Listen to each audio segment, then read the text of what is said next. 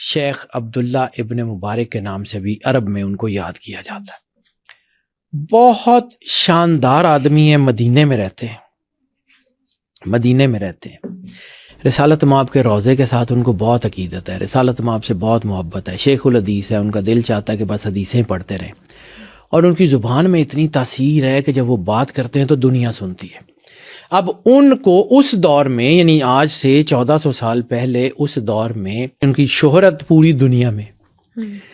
اب عبداللہ ابن مبارک کو خواب میں سرور انبیاء صلی اللہ علیہ وآلہ وسلم کا دیدار ہوتا ہے.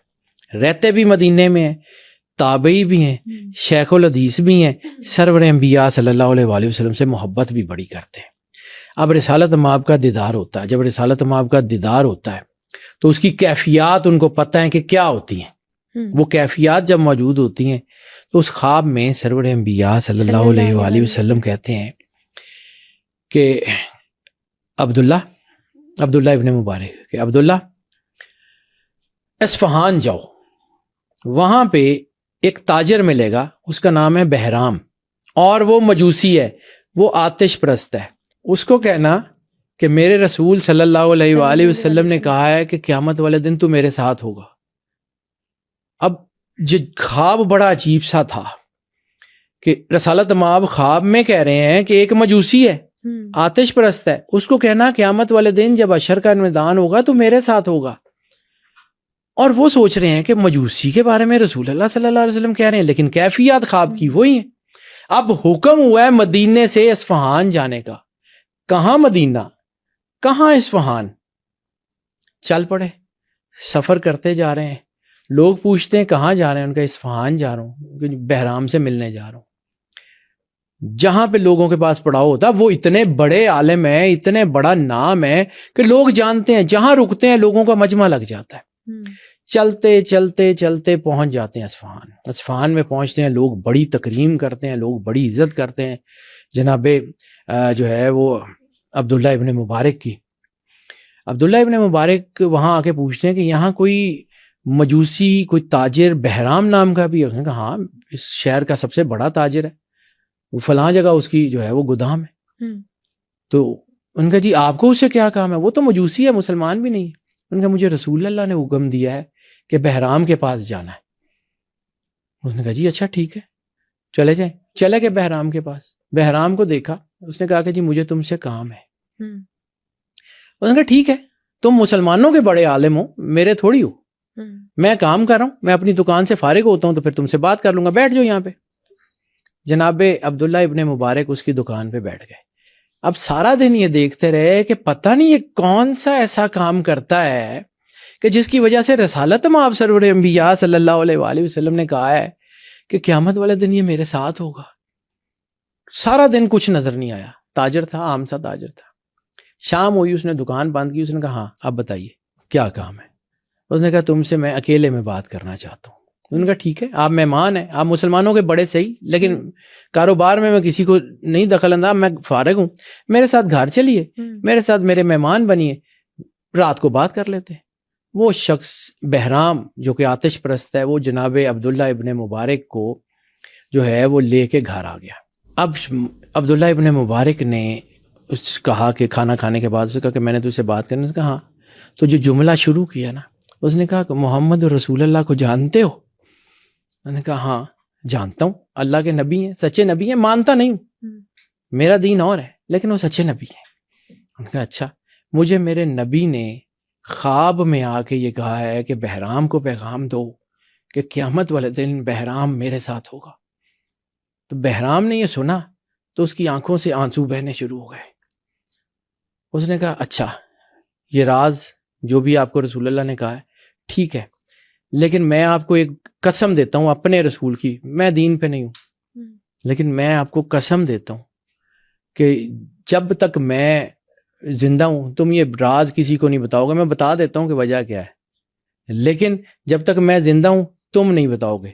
اگر تم میری زندگی میں مر گئے تو تم یہ بتا کے نہیں جاؤ گے، اور اگر میں تمہاری زندگی میں مر گیا تو پھر جو ہے وہ تم جس کو مرضی بتا دینا. جناب عبداللہ ابن مبارک نے یہ وعدہ کر لیا کہ میں یہ کسی کو نہیں بتاؤں گا. اس نے کہا بات سنو، تم یہ جس دن کی بات کر رہی ہو فلاں تاریخ تھی اور فلاں وقت تھا؟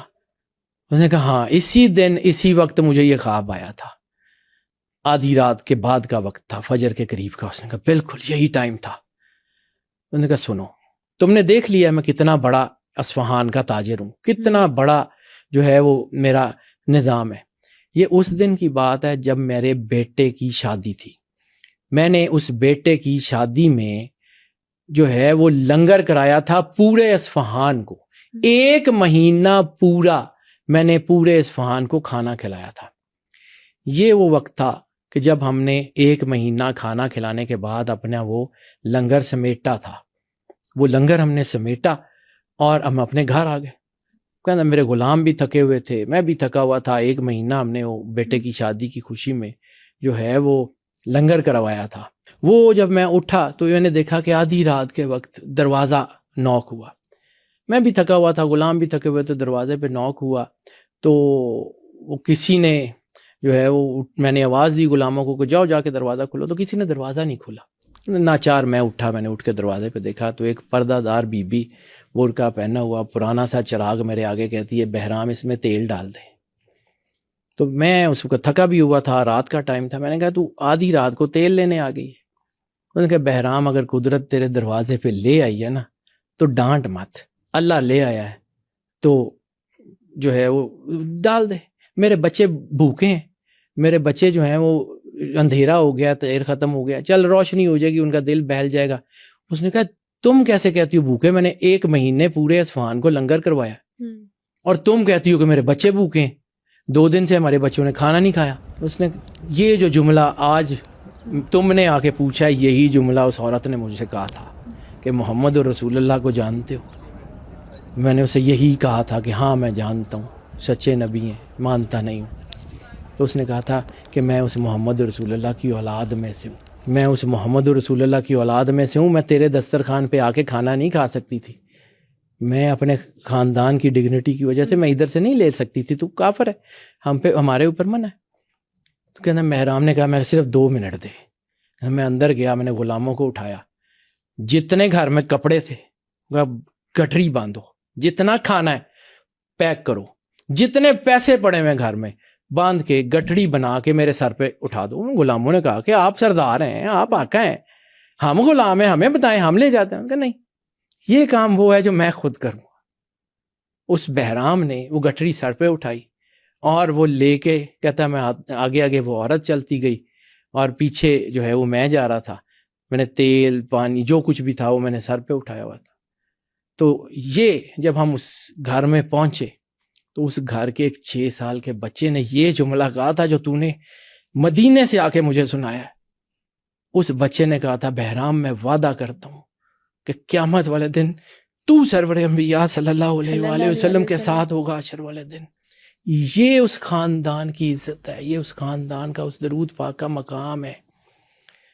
بہرام اس کے بعد میں اس وقت تک تو مسلمان نہیں ہوا تھا، بعد میں وہ مسلمان ہو گیا اور اس کے بعد وہ فوت ہو گیا۔ جب وہ فوت ہوا تو عبداللہ ابن مبارک کو جو ہے وہ وہاں سے خبر ملی مدینے میں کہ بہرام فوت ہو گیا، تو آپ اس کی تعزیت کے لیے گھر آئے۔ تب آپ نے اصفہان کے لوگوں کو یہ واقعہ سنایا آگے کہ یہ میرے ساتھ ہوا تھا، میں تب آیا تھا۔